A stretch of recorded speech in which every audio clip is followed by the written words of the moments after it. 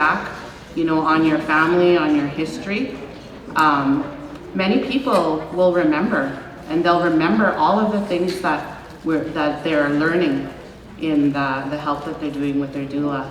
And I just have to share that many years ago, I have a cousin. I have lots of family here in Saskatchewan. My mother is from the George Gordon First Nation. So a lot of my relatives reside in Gordons, Regina, and here in Saskatoon. And I spent a lot of time here growing up because I grew up in Winnipeg. And I'm a band member also to Peguis First Nation. But I consider Saskatchewan and George Gordon my family community, my home community.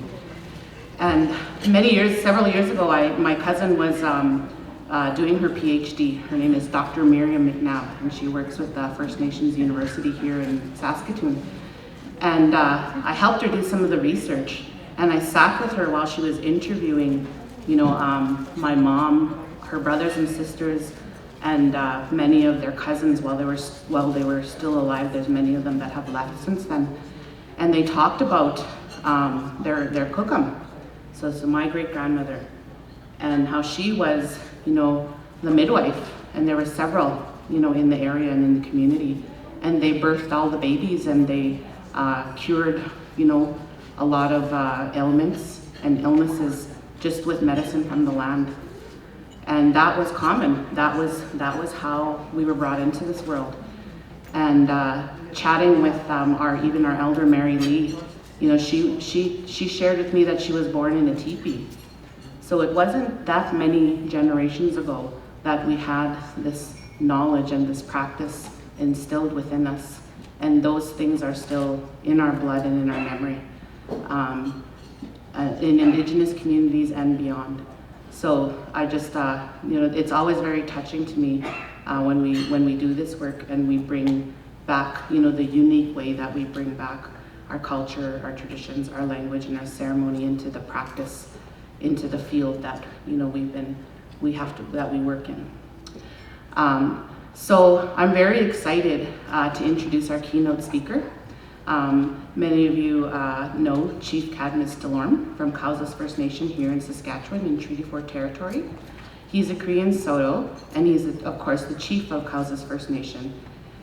And he graduated from Cowsas Community Education Center in the year 2000. Now think about that. He later moved to Regina to pursue a Bachelor of Business Administration and a Certificate in Hospitality, Tourism, and Gaming and Entertainment Management from the First Nations University of Canada. And he also holds a Master of Public Administration from the Johnson Shemaiah Graduate School of Public Policy, and recently has completed the Institute of Corporate Directors designation. In 2012, Chief Delorme received the Queen Elizabeth II Diamond Jubilee Medal, recognizing his student leadership and hospitality he showed to Prince Charles and his wife Camilla, Duchess of Cornwall, when they visited the First Nations University of Canada.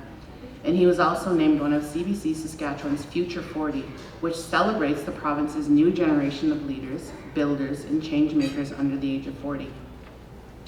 In 2019, Chief Delorme was re-elected to a second term in office, and under his leadership, Cowsas First Nation has focused on economic self-sustainability for its nation and people, and has moved forward on renewable energy, agriculture, efficiency, and land use initiatives that have created both current and future business opportunities for the nation.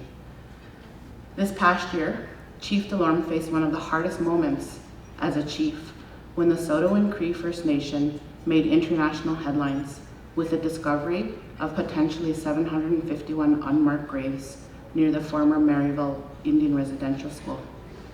Shortly after, Cowsas made headlines again as the first First Nations community to sign an agreement with Ottawa that returns the jurisdiction over children in care to their community. Federal legislation overhauling Indigenous child welfare was passed in 2019 and came into force last year. So personally, Chief Delorme lives with his wife Kimberly, his brother-in-law, his daughter, and 2 sons in Cowsas First Nation. So I'd like to join me in welcoming Chief Cadmus Delorme.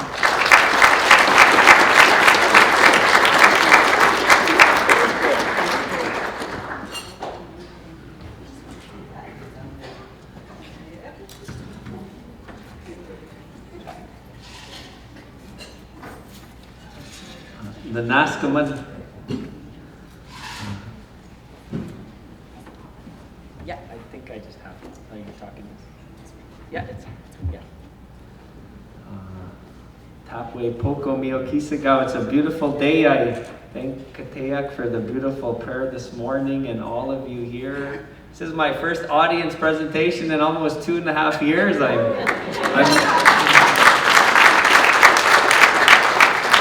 I'm so used to Zoom, I had to put on pants this morning.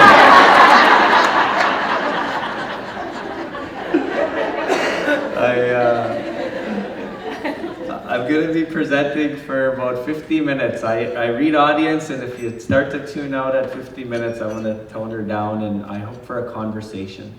The next 50 minutes, I'm going to talk a little bit about what we inherited and what needs to be done, the role we play as technicians, and the role Canada plays in investing.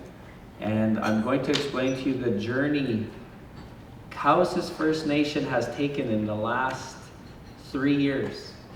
And so I'm very excited. I attended the First Nations University of Canada in 2009. And there was an elder there. She passed away today, but there's an elder's office there. And I walked in there as I normally did, not for the free candy, but to sit and sit with elders. And one day she told me something. She said, you got to show people your heart before you ask for their hand. And I'm like, just great elder knowledge. I'm like, thank you, Kokom. I shook her hand and I walked out after. And it took me a couple days just to think about that. And today I understand what she told me.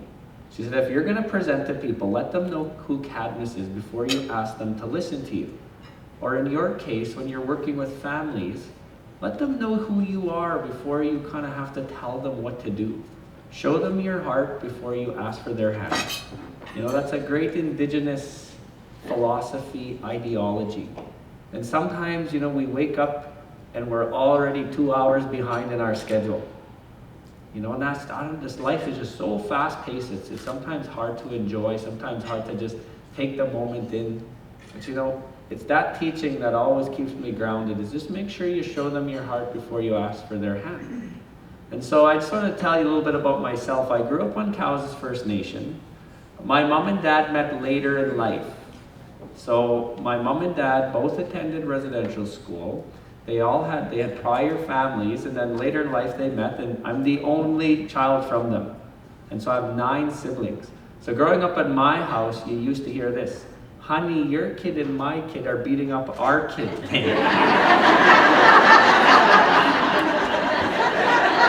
I always know who's from the res when I say that joke.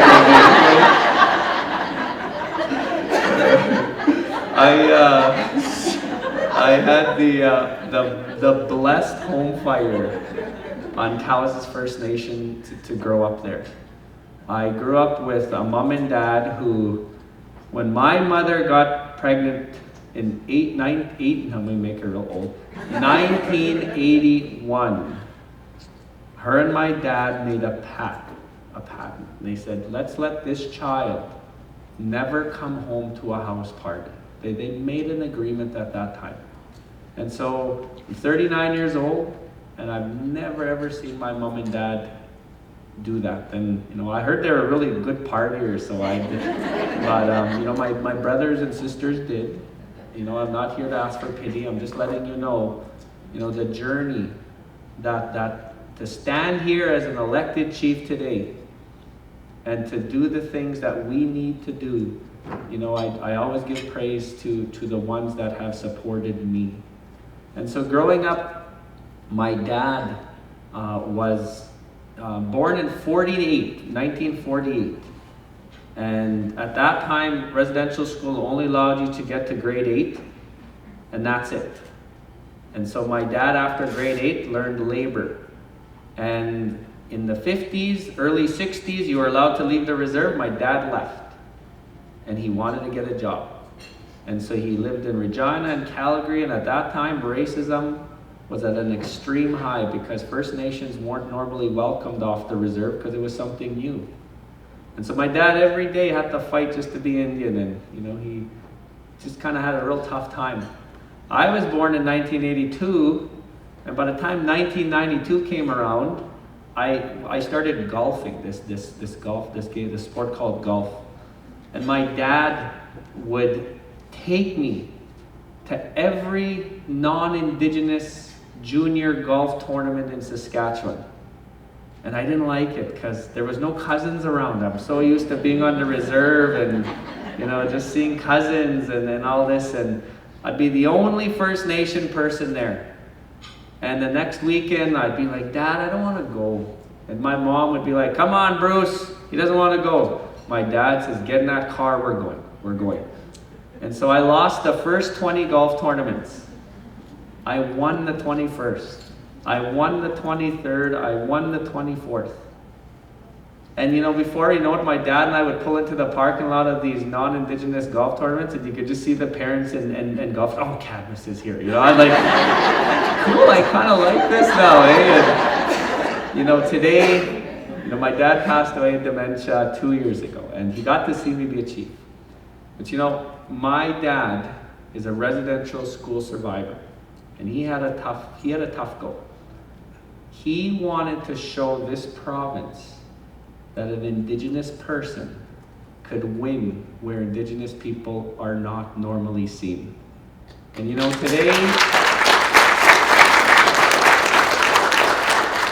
today I look back at that. It wasn't the fact that I don't think my dad wanted me to be a pro golfer. Maybe he did. It's the fact that as a survivor, he got to see his own son win golf tournaments where we're not really. He wanted to lift barriers. And I recognize every survivor in this room and family and friends of survivors that the last 4 months have been tough. They have opened trauma in ways that I've never seen. And I am one person in this province that is not a survivor, but I'm a descendant of survivors. I'm a spokesperson for survivors. And reconciliation is happening. Is it happening at a pace that we want it to? No, it's not. I am not going to stand here and try fantasize. But there are our youth and young people out there that are making headway. And we must understand and show them the gratitude as they're moving forward, because they do it for survivors. They're doing it. They're getting their undergrad degrees, their masters, their PhDs, where we're not normally.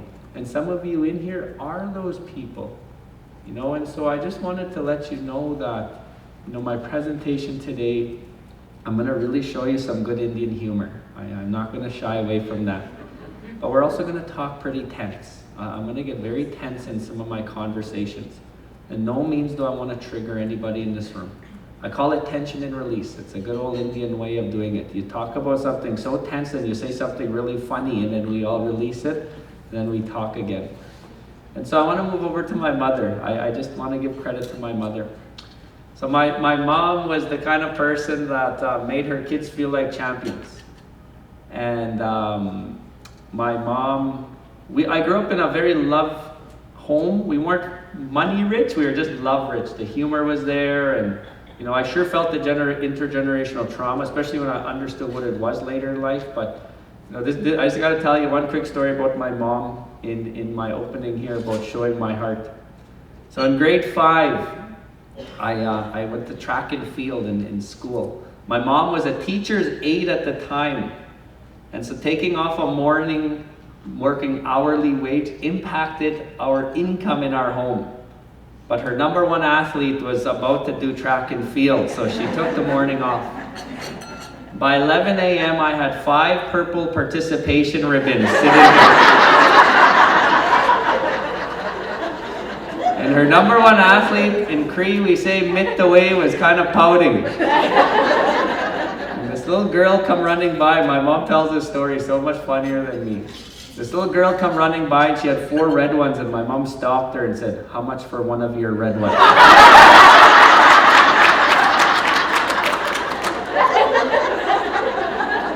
This little girl looked at my mom and said, $5. So my mom pulled out $5, gave it to her, unhooked one, put it on me. I was the proudest athlete at my track and field. Every time my mom tells this story so funny. She says, every time someone asks you how you won it, your story's just gone worse and worse.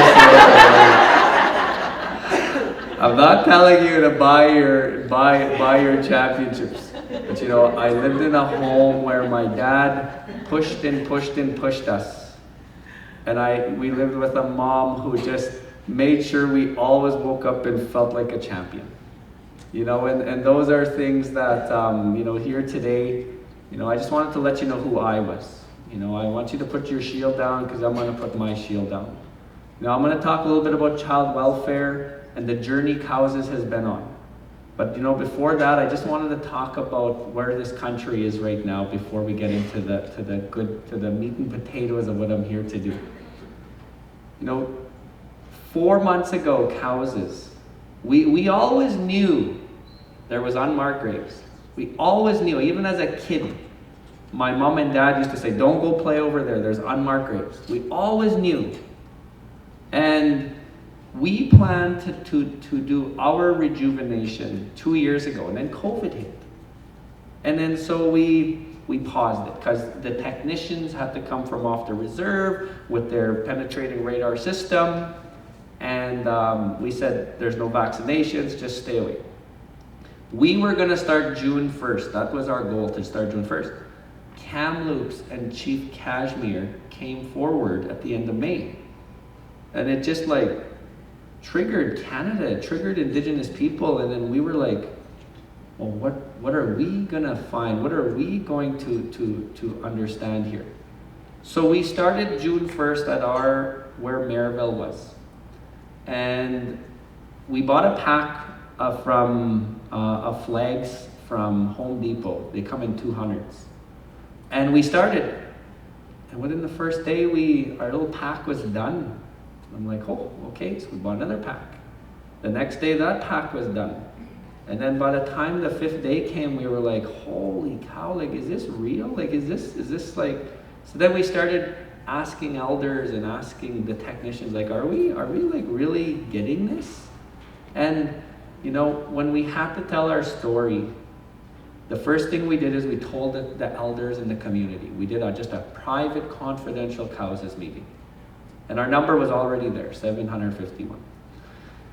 And then we had to tell what we felt was Saskatchewan, Canada. And when we told our story, you know, sitting there, I wasn't worried about the cameras and the questions and the media. I was more concerned of that survivor sitting on their couch in their home watching the news when we told our story. Because how do we help that person sitting there? And so the entire time, that anytime I had to speak on behalf of my nation, I always was focusing on the survivor sitting on the couch in their house watching the news. You know, you'd always hear me start off with this, there's a 1-866 number, like, please, like, don't be shy to call it. You know, I was never aggressive. I was never, because I didn't want to trigger, you know, because one of the things that is real is the truth. And what is truth and reconciliation? You know, these gravesite stories are going to continue. And to survivors, what I learned, it's a validation. It's a validation of the pain, the anger, the frustration, tired. It's there. Because we've been living and saying this for decades and generations. And so, you know, that's why, you know, frustration comes out. We should never judge it. We should never try and, you know, oh, that chief just looks too angry. Like, that's not the point here. The thing is we're just frustrated. You know, and so my whole goal is to, how do we really bring, you know, in reconciliation in Cree. And please, I'm just a learning Cree speaker. I might say it not as fluent as I want to, but it's Mio Witsi Witawin. That's what reconciliation defines in Cree. Mio Witsi Witawin. We all share and walk this together. That is what reconciliation means in Cree. So every time I'm trying to bridge us together and speak and questions being asked, I'm always thinking of Mio Witsi Witawin. How do I make sure that that Canadian or that survivor listening to me says, okay, I really do feel like this is a part of me too, like this is us. Because the other side is, what have Canadians felt in the last 4 months? And I've learned this because I've talked to a lot of people in the last 4 months. Can't believe summer's over. My summer just went like that. But one of the things I learned of Canadians is their shield is down, and they're now admitting, I don't know much about the true history that we have in this country with the First People. Like, that shield is down right now. Like, we're at a moment in our history of this country where we could actually really reset our compass and make momentum. And that's why it's so important that we now look at each other to the left and right. Even in this room, even in Saskatoon, we're all in this together. We're all in this together. We inherited this. But when you inherit something, you have a responsibility to do something about it. And my last thing about truth is, I don't judge Canadians who might know now that they don't know. I've been saying the word accidental racism or ignorance. What does that actually mean? Accidental racism is the following. You have a 12-year-old sitting at his kitchen table, and he's sitting there eating his supper, and his mom and dad start talking. Those Indians just south of our home, they're just eating up these tax dollars, and they don't support they don't support this pipeline. Well, that little kid is getting ingrained at his kitchen table that it's all right to talk like that. That is the truth. That's what we call accidental racism in this country, is that next little generation is getting told at their own kitchen table. What is ignorance? Ignorance is that this country's education system has been teaching the wrong approach to the truth. And I'm not chalking up any education person today, I'm just saying the entire system. And this is what I mean. Baby boomer generation, our elders, our seniors, our senators in this country and everything like that. We in Indian indigenous philosophy, our Kataic, our knowledge keepers, are ultimate. That's our baby boomers. Well, what did this education system do to tell baby boomers about the truth with indigenous people? In the textbooks, my people were called savages. They learned pretty much everything from Hollywood movies, the old feathers and paint and horses and teepees and always getting beat in John Wayne movies, and that's where baby boomers got a lot of their education. And so that's what I say. Sometimes we just have a little ignorance because we weren't really taught the truth. Generation X, a little better, started to learn about the Indian Act. But the solution to many Generation X is the white paper, because that is what they thought was the solution. Abandon your reserve, move to the cities. Stop being Indian, just be Canadian. The white paper was the solution for the Generation X.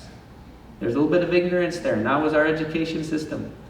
Generation Y, a little better. I'm a Generation Y. But residential schools were still going on, so how can you learn about them when they were still going on? The millennials, they are our biggest hope today. And I'm not saying the others are not our hope. Please, I'm not getting at you. Because this is where, who's going to help baby boomers, Generation X and Generation Y get the truth today? We're not going to force this entire country to go and do an Indigenous 100 class. It's not an option. It really isn't. I'm just being truthful. So that's what I mean. We all have to reset our compass just a little bit. Our survivors are watching. Our survivors are in this room. And it is now time that we just all in what we inherited. And that's why it's so important. This gravesite stories are going to continue. And it's how we react now moving forward that is going to really impact this country down the road. You know, my last thing about this is, what did residential schools do to Indigenous people? You know, we hear the stories, but you know, one of the ways I can explain it from how I've sat with elders and survivors is what we call today vertical lineage. And every one of you in child welfare has seen and has been impacted by vertical lineage. And what does vertical lineage mean? I'm going to use my personal lineage to explain to you vertical lineage. My great-great-great-grandmother, her name was Mary. She was born in 1850 on my maternal side. She never attended a residential school. Mary had Gracie, my great-great-grandmother. Gracie was born in 1870, never attended a residential school. Gracie had Maggie, my great-grandmother. Maggie attended the Round Lake Industrial Residential School in 1907. Maggie should have got value teachings from Mary and Gracie and Mary, but she didn't, because Maggie went into what we call horizontal survival, meaning that Maggie survived with sister and cousin in residential school. Maggie had Evelyn, my grandmother. Evelyn, second generation, went into horizontal survival mode. Evelyn should have got teachings from Mary, Gracie, and Maggie, but because of residential school, Evelyn went into horizontal survival mode. Evelyn had Charlotte, my mother, third generation residential school survivor. Charlotte should have got Gracie, Maggie, Evelyn's full value teachings that this country promises when anybody gets here, but she didn't, because she went into horizontal survival mode. And then here's me today, standing in front of you, never attended a residential school. My mom did what she could, learning how to be a mother, and she did the best that she could. And that is, now my mom has my daughter, Callie. And my mom is so close with my daughter because that vertical lineage is coming back. But we gotta realize that there are some Indigenous kinships in this country where they're still on horizontal survival mode. We shall not judge. We shall not give them our solution to their issue. We must stand beside them, better understand, and invest in them to help them get back to that vertical lineage again. That is the end of what we call, what is the goal of reconciliation. It's to make sure that our vertical lineages are just like how Gracie and my great-great-great-grandmother, my daughter Callie, should have somehow got Mary and Gracie's teachings. But realistically, I don't think Callie will ever get those teachings. But that's why we must invest. You know, and what is rippled effect today is child welfare.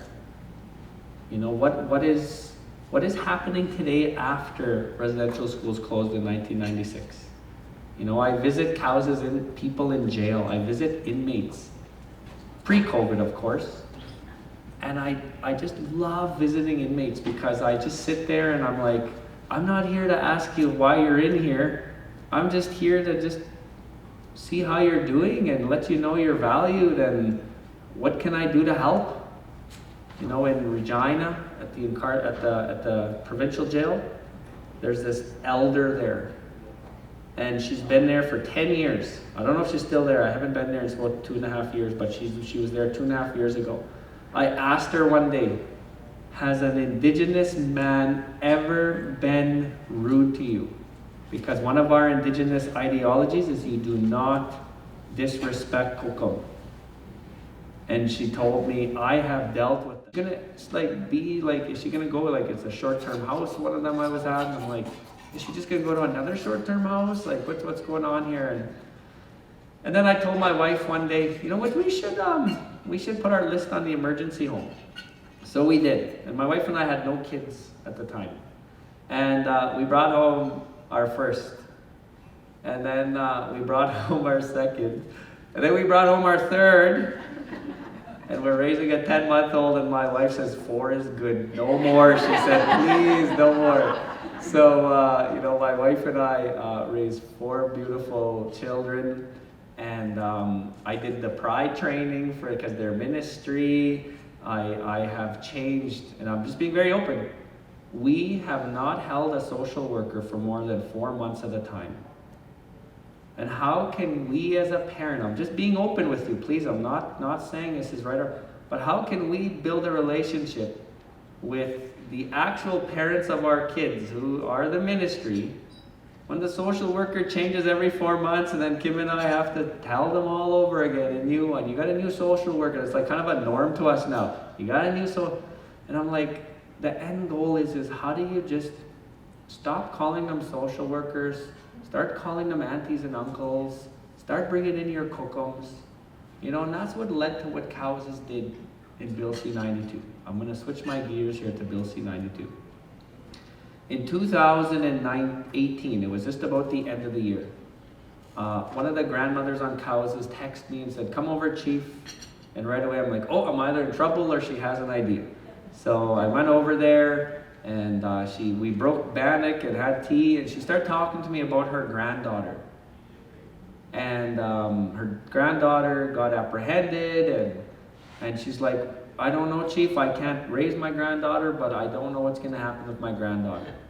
And so I called, the next day, couple questions I asked, our agency, and nobody was really, not saying they were unable to tell me, but I just like, okay, what's the end goal? That was usually my question. And they're like, right now we're just trying to keep the child safe. I'm like, okay, all right, well, how can I tell the grandma that the child's going to be safe? Can I tell the grandma the child's going to be safe? Okay, Chief, do that. Okay, so I called grandma the next day. I said, listen, thanks for the talk. And then I started telling her about Bill C-92 because it was starting to be talked about in this country at AFN, in politics and, stuff.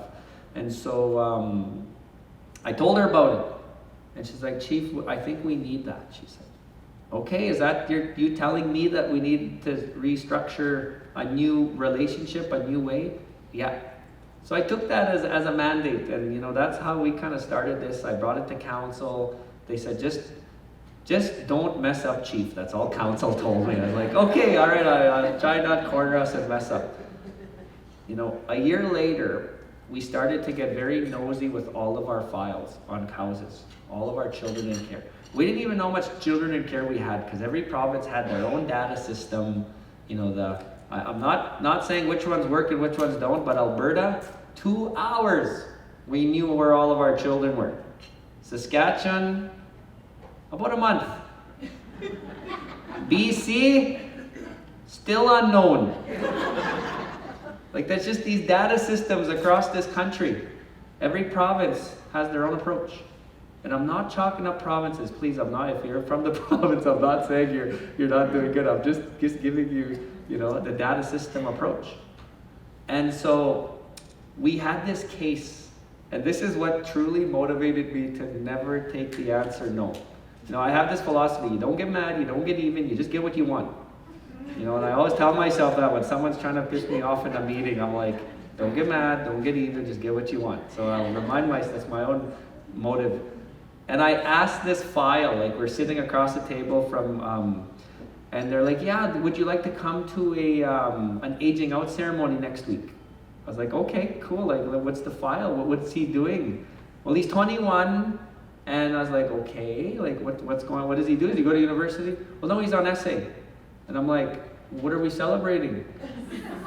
And they're like looking at me and saying, well, he's aging out.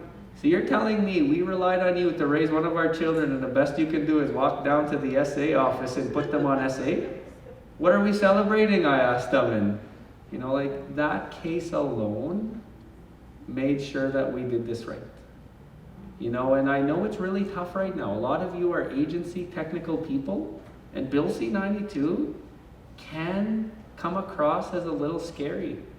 It can have a lot of gray areas. I'm gonna educate you the best I can on what Bill C-92 is. Let me see, hopefully this works. Should I unplug it and plug it back in? You do that. Yeah. Number one fix.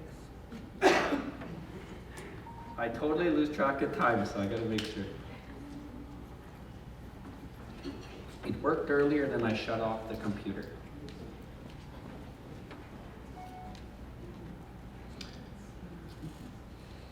And so I'll keep going while they're figuring out the technical side. We gotta understand what Bill C-92 means. We gotta understand. I'm gonna ask this question. Please use your nation if you represent a nation or work on behalf of a nation, a First Nation, a rights holder. Where did Cowses tell the ministry, here's our children, you look after them? Where in the history did that happen? Is there minutes in a chief and council meeting? It never happened. I'll tell you that right now.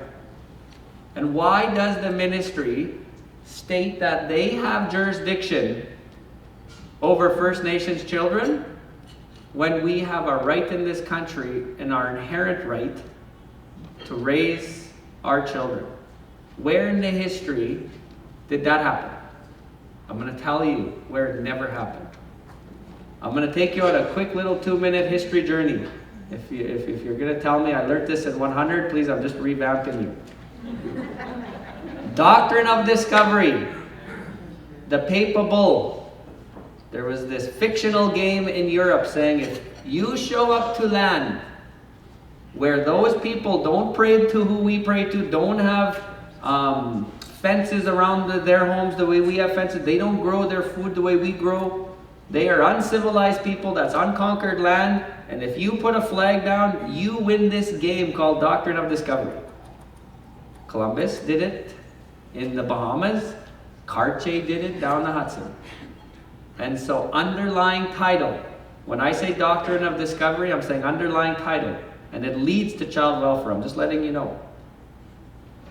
When the United States became a country in 1773, in 1790, the Cherokee took the United States to court under their Supreme Court over 3 issues. A land issue, people living on their territory issue, and I can't remember the third one. In 1823, the Marshall Trilogy, it's called today, it's a court case. They rendered their decision and they told the Cherokee the following: you are sovereign, but you're domestically sovereign under our sovereignty because of underlying title, because of the Doctrine of Discovery. In Canada, in 1884, the St. Catharines milling case grandfathered the Marshall Trilogy into Canada. The Ojibwe in Canada went to court under the Canada's court system, and Ojibwe's told Canada, you have no right to our lumber. And Canada's decision under the St. Catharines milling case said, Ojibwe's, you're sovereign, but you're domestically sovereign under Canada because of underlying title, because of Doctrine of Discovery. The Indian Act in 1876 was implemented. No one from Ottawa ever came to Cowses and said, Cowses, what do you think of this Indian Act? They just implemented it because domestic sovereignty to Canada means that we are domestically sovereign. I'm telling you the colonial side, please, I don't agree with this.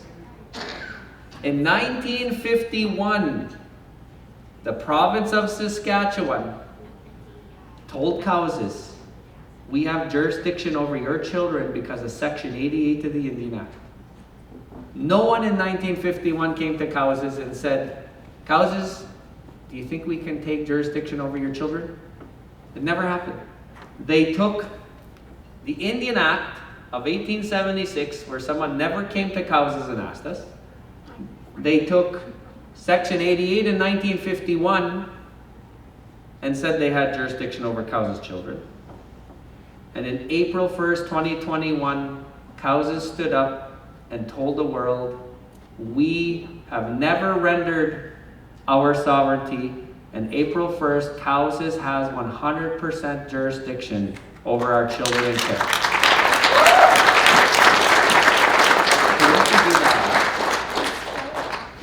Oh, I see it this way, yeah.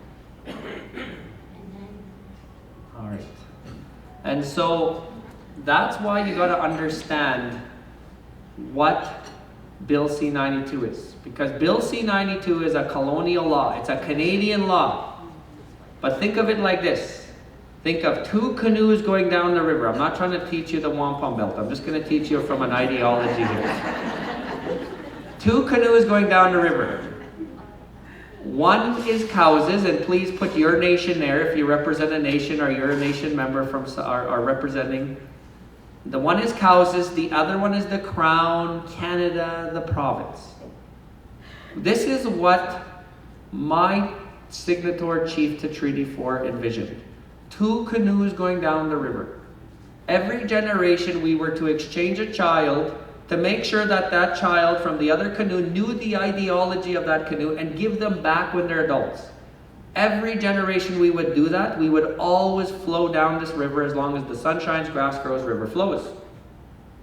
And so, why don't you just take this over here? Yeah, there we go. Thank you. Throwing off my canoes here.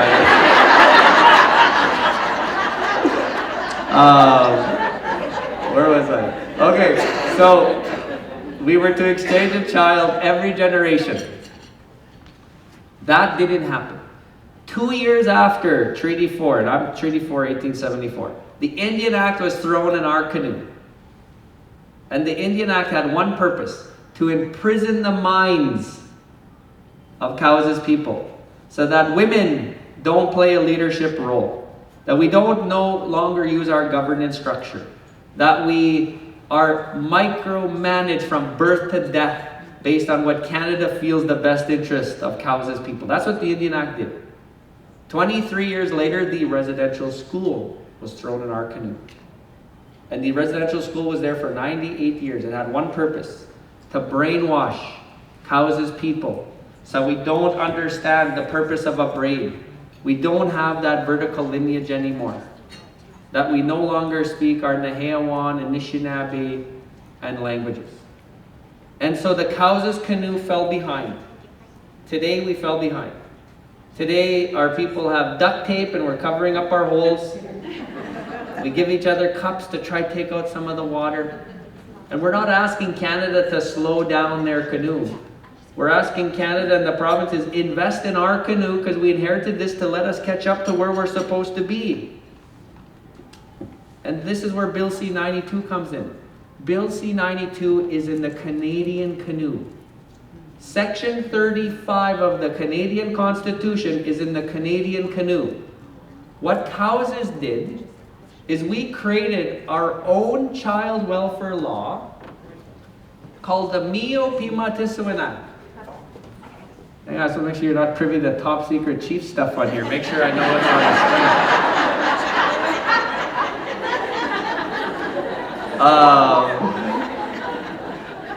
Made me nervous there. I have to see what did I last leave on the screen of my laptop. And so what Bill C-92 is, it's in the colonial canoe. All of you, and please no disrespect, you're working in a colonial canoe right now. And it is tough and tiring. I tell you, I give you all the credit. Because you wake up in the morning and you will fight for our children. But you're fighting in a system that is so behind and so backwards that your fight is tiring. What Cowes' did is we created the Mio Pima-Tisuan Act. In Cree it means striving for a better life. And it's in our canoe. And in our canoe, we have full jurisdiction over our children, coast to coast to coast. It's not just on the reserve. If a child is apprehended in this country that child is deemed apprehended under the Mio Pimatiswan Act. We have already worked with apprehensions in Nova Scotia, Alberta, Saskatchewan, and BC. Every province respected the Mio Pimatiswan Act so far. This is month 6. And so it's not a light switch on. Thank you. It's not a light switch on and a light switch off. I'm telling you that right now. It is, think of it as dimming of lights. Right now, our files are still with ministries. We to date have identified 165 children in care across this country from causes. And we still know that's not the final number. Because we're still identifying. And don't think of it as March 30th, the light switch is off. April 1st, all files and the operations, you turn the lights on, it's all ready to go. That's not the purpose of this. We got to realize that it's going to take a 2-year transition period, and we're in that transition period. Our staff are growing. We have 22 staff in our organization we call Chief Red Bear Children's Lodge. We need 52 staff to functionally run. We're having growing pains right now because we're trying to hire. Secondly, we are trying to make sure that we do it correctly. We're not going to rush this, but the thing that we needed to make sure is to stop fighting. And that's when April 1st, we told the province in Canada, awas. In Cree, that means go away. Get out of our canoe. And then we asked Canada and the province to invest in our canoe. And on July the 10th, Prime Minister Trudeau and Premier Moe came to Cowses. And they gave us $38.2 million.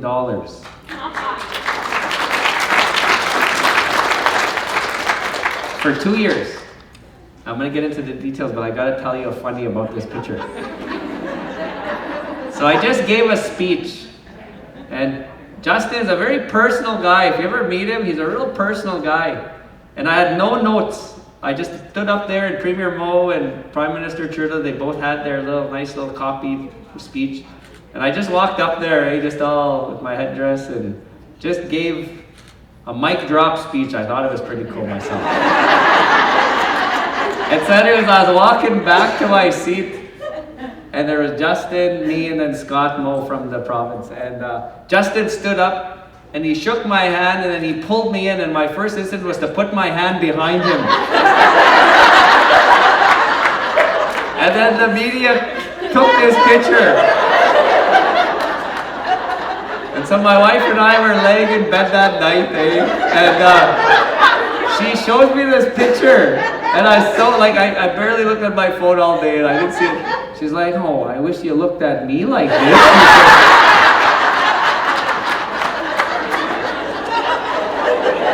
And I told her, well, if someone just gave you $38.2 million, you'd be looking at them like...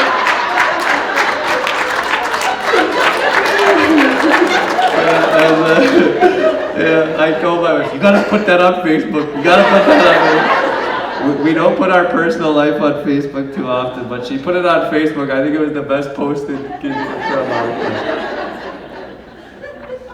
I'm going to get into the details of Chief Red Bear Children's Lodge, the coordination agreement. I want to show you this. I want to start off with this picture. Am I full screen? I think I'll do full screen here, then not wait. It gives us more validity. This is in one of our prevention homes we call Sacred Wolf Lodge.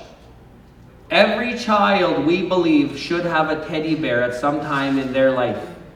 The teddy bear is animate. In our indigenous ideology, things are animate. The teddy bear is animate to children. It's their friend, it's their companion, it's their comfort. Every child from Cowses now that we work with gets one of these teddy bears because it has a ribbon shirt or ribbon skirt on it. Because our children need to know their cultural identity. They need to know who they are and where they come from. And so This is a picture of one of our prevention homes. I'm not going to show you every slide here. I'm just going to whiz through this. I'm giving this PowerPoint to Redmayne, so if anybody wants it, please do. This is the timeline of how we got into the Mio Pimatisuan Act. I already told you about the history of where Canada will look at us and your agencies and say, this is why we have jurisdiction. I just told you that. I don't agree with it, but that is what it is. We just got to realize sometimes we're working in a very colonizing system, and how do you decolonize? That's only the beginning. Decolonization is only the beginning. What is on the other side of that Pandora box? None of us really know. But all we know is we need to decolonize. And once you agree to that, just admit that Canada has certain ideologies, and that's one of them. They will say that they will never say publicly, you'll never hear anybody say, Causes, you're domestically sovereign under our sovereign. They just know, they don't have to say it. But that's why we gotta create ways to our own laws to strengthen our canoes. And sometimes there's 5 or 6 First Nations that are gonna join. Just think of 5 or 6 canoes just all aligned beside each other. Everyone doesn't have to do this on their own. I'm just giving you the image. So in 1991, the Federation of Sovereign Indigenous Nations and the province of Saskatchewan agreed that First Nations can start their own Indian organizations of child welfare under the umbrella of domestic sovereignty, still using the judicial system and everything like that. Causes joined YTC-ICFS in 1995. It didn't mean that we were outside of the domestic sovereignty. We were still within, we were still within the domestic sovereignty. And so in 2019, Causes knew we were about to exercise 92. We already were working on it. We exited YTC-ICFS and joined the ministry on a prevention protocol agreement for 1 year, knowing that in 2020 April, we were gonna have our own jurisdiction. We had that 1-year transition plan. And so that's where the hard work started. We were the first out of the gates, and I'm gonna get to the coordination agreement soon. January 1st, 2020, the Act became a law. It's no longer Bill C-92, it's the Act. So I'm going to still call it Bill C-92, but I mean the Act. January the 8th, 8 days after it became law, Causes Chief and Council exercised Section 20(1) of Bill C-92 and sent in our council resolution to Canada, indicating to them that we will be exercising Bill C-92. That's the first step a nation must do, Section 20(1). It's an easy step, but it entails a lot of hard work after that. And I tell chief and councils this. Don't think that you're just gonna pound your fist one day and say, we're having jurisdiction. Because I tell you, you have a lot of hard work to do. And so, then the pandemic hit. And so Causes had the Mio Pimatisuan Act ratified through our constitution, our law, and then the pandemic hit in March. In the Bill C-92, it states you have 1 year to come up with a coordination agreement. And so, I'm gonna go to that. Section 20(1) states you need to send in your notification. Section 20(2), you should have a coordination agreement. And so what is a coordination agreement? It's not negotiation. By sending in your resolution, you already stop fighting. The end is near. But that doesn't just mean that it's done. Like, there's a lot of hard work. It's not negotiation, it's a transition plan. What role does the province and Canada play with the financial, with the data, can I pick up the phone and call the ministry? Can the ministry pick up the phone and call us? It's a transition plan. And so this is how Causes went about it. We sent in our resolution on January the 8th. The pandemic hit in March. We all stayed home and tried to figure out what COVID-19 was. Canada and Saskatchewan said, listen, we're in month 5 and we haven't started our coordination agreement. No one in the country started a coordination agreement yet. And so Canada and the province came back to us and said, well, let's do exploratory. And I laughed. I'm like, is this like where we're going to walk around the lake before we date just to kind of get to know each other? I said, is that what you're calling exploratory? And ultimately they were like, we just really don't know how to start this, they said. Like let's just explore. So we started exploring. Everything was done through the computer. Nothing was done in person. July, we started our official August. August, we started our official first coordination agreement discussion. Team Canada, Team Saskatchewan, Team Cowses. Team Cowses chaired everything. We led everything. This was our agreement, and we told Canada and Saskatchewan this. And so I chaired it, and our team was the following. We had 2 knowledge keepers, respected COCOMs on our coordination team.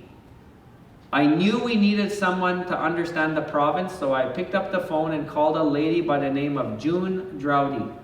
June Drowdy was one of the original SAS Party MLAs and was a Minister of Child Services for almost 8 years in this province.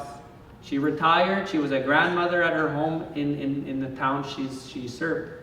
I called her and I said, June, would you like to join Team Cowses in revolutionizing child welfare? I'm in chief, she said.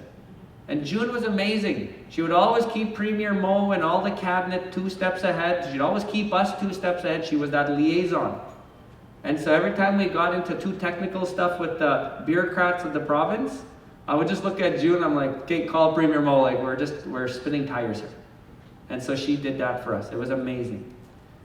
We needed someone from Ottawa on our team. So I called Queen Elizabeth. No, I didn't call Queen Elizabeth.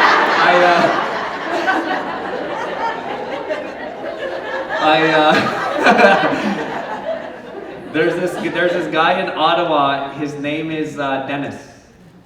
Dennis comes from a lobbyist firm, but we didn't want a lobbyist. We just needed a friend in Ottawa. So we interviewed Dennis and said, Dennis, will you be PMO's office, Minister Miller's office, and Minister Bennett's office liaison to us? We want you there every week, meeting with them, letting them know what we're doing. Done. So he joined the coordination team. Then we put others on there just to kind of balance it. Team Canada had a team, we had a team. We needed to find a lawyer. So we interviewed a few lawyers and I asked them, what is domestic sovereignty to you? What is an inherent right to children mean to you? We found a lawyer, his name was Tom. Amazing. Tom was amazing. Then we hired this lady, her name was Marcy. Marcy helped us draft our act. And so we started. And every Thursday for 3 hours we met. Team Canada, Team Saskatchewan, Team Cowses. For 7 months straight minus holidays. Between our Thursdays, the subcommittees met, and Cowses people chaired those meetings. We made sure we showed Canada and Saskatchewan. We were leading this from front to the end. We chaired those subcommittee meetings. And then every week, the chair of Canada, the chair of Saskatchewan, and me would always have a follow-up call just to talk about the elephants in the room. And it worked so well. It worked so well. By March, we had draft 30 of a coordination agreement. We had draft 11 of a fiscal agreement, and we were done. It took us 8 months to create a coordination agreement from scratch to end. And so,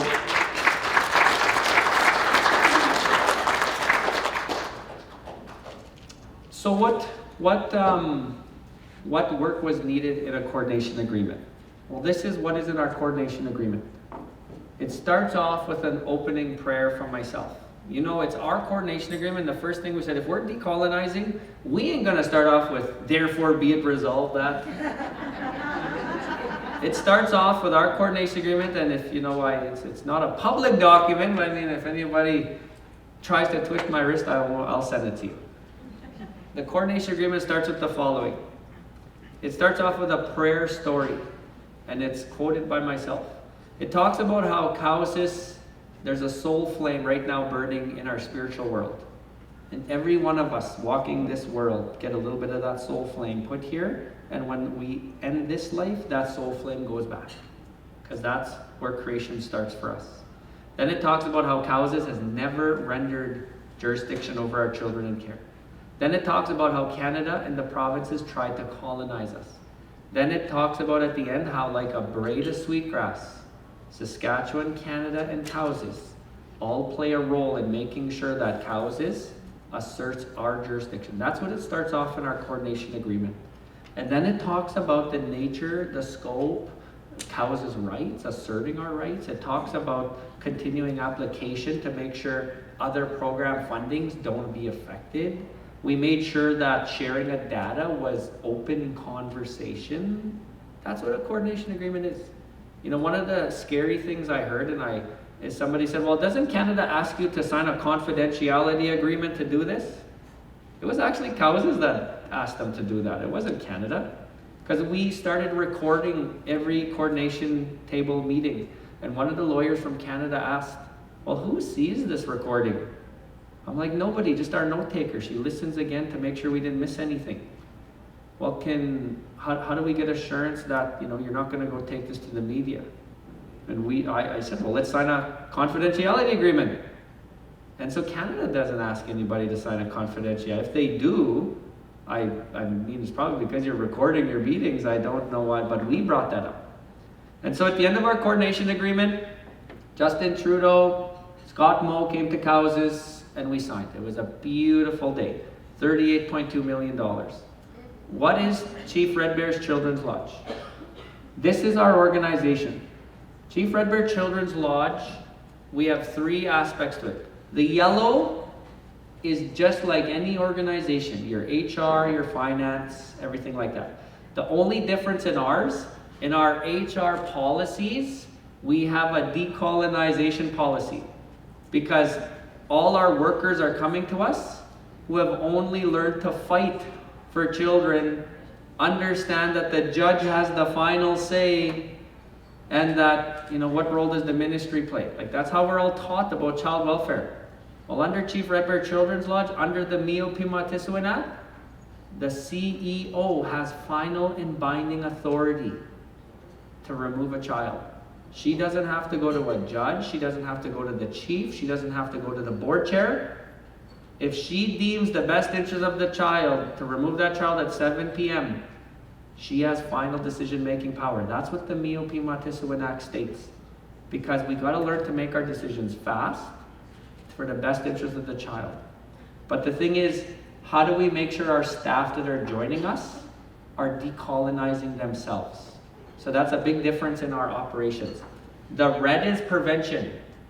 How do we make sure that prevention is forefront?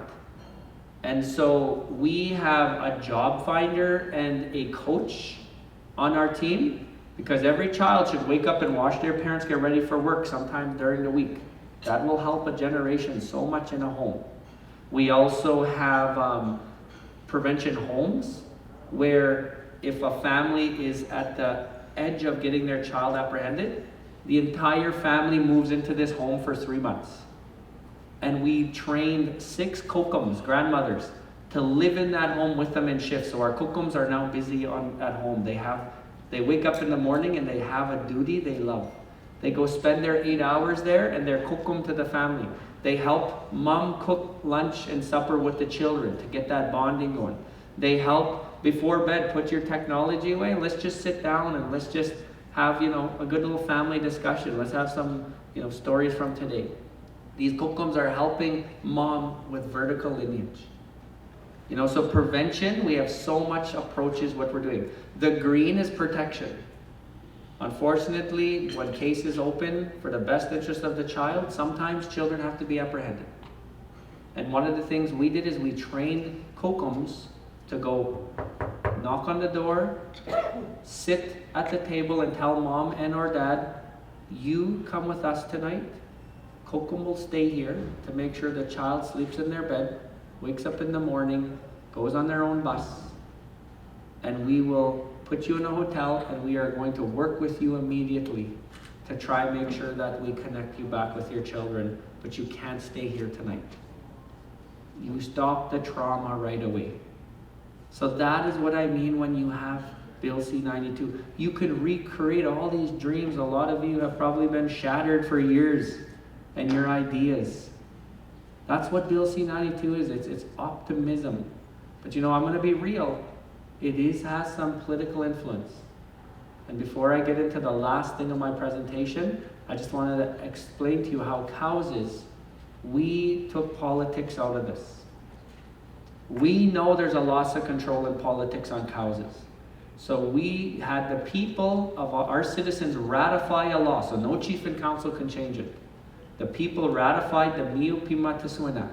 The chief and council have one role, and to appoint board members. That's their only role. And the board member is protected as long as they serve their term, they don't die, or they resign, or they don't breach their oath. No chief and council could come in and say, Chair, you're fired. The Mio Pimatasuan Act protects that. And so secondly, that's the only role chief and council play in our organization. They appoint board members when they expire. And so there's credentials in there on what board members need to have in order to be in those seats. So we put a floor of what the credentials are. The board chooses and works with the CEO. And that's where you see in the middle, the board of governors. You don't even see chief and council in our organization because we would never want this to get political. And so there is one elected official position on the board. And that position is not for that councillor or chief to come and represent council. Their best interest is for the organization. It's just to make sure that our big macro strategic plan and Chief Red Bear's strategic plan are always in line. We have a ventures, which is our business board. We got gaming. There's one elected official on all our boards. And the only role council play is we appoint board members when they expire.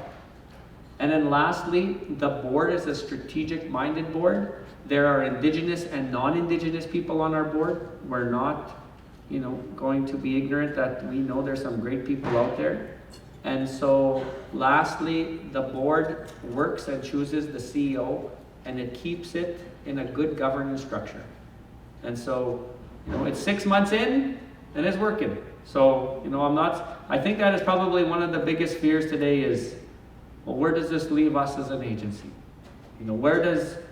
Is this just going to get too political? Is Chief just going to come in and start getting confidential information and I'm going to get fired because I'm not going to be able to tell the Chief the confidential information?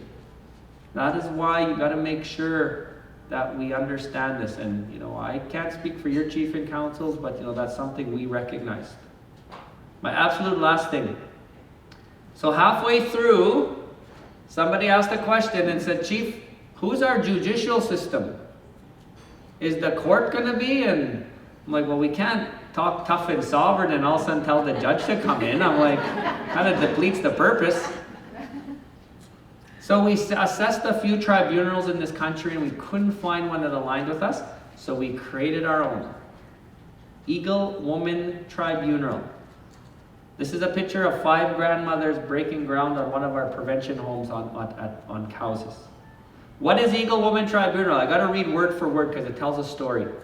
Eagle Woman Tribunal will reflect Houses' laws, values, and what is important to Houses. It will be accessible and respectful to Houses people, not intimidating like a court. If a complaint arises, Eagle Woman Tribunal will help with steps they need to review. Emphasis is put on parties to find their own resolution rather than having to go right to the court tribunal itself. And what we mean by that is very often disputes arise through simple miscommunication. Through the use of talking circles, sharing circles, mediators, and other facilitators, the parties to a dispute will have a chance to talk, understand, and arrive at a mutual decision. So I'll give an example. If child is apprehended, grandma wants to appeal, she'll appeal to Eagle Woman Tribunal. Right away, Eagle Woman Tribunal will have an immediate mediation between the CEO and grandma and any other stakeholder in this child's life, and they'll just have a talk.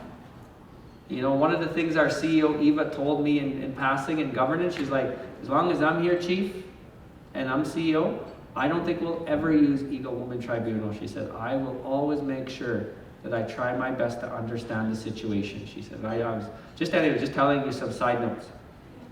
Eagle Women Tribunal is very important to Cowses because we all need to get along with each other as much as possible. No one's coming to help us. We have to find mechanisms to get along. So this is bigger than just child welfare. Eagle Women Tribunal will play a historical part in Cowses achieving self-government.